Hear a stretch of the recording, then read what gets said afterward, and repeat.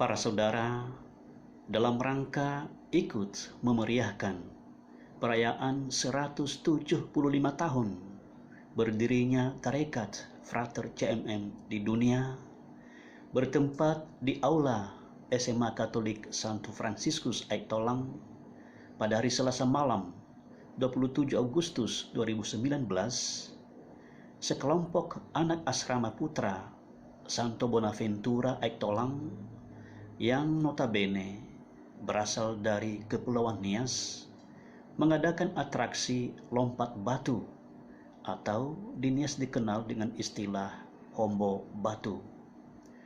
Melalui atraksi pada malam itu, anak-anak muda ini yang semuanya bersekolah di SMA Katolik Santo Fransiskus mampu menghadirkan wajah dan situasi Kepulauan Nias yang merupakan daerah asal dari tradisi lompat batu tersebut di tanah Tapanuli. Profesiat untuk Tarekat Frater CMM dan profesiat juga untuk anak-anak muda tersebut. Selamat menyaksikan.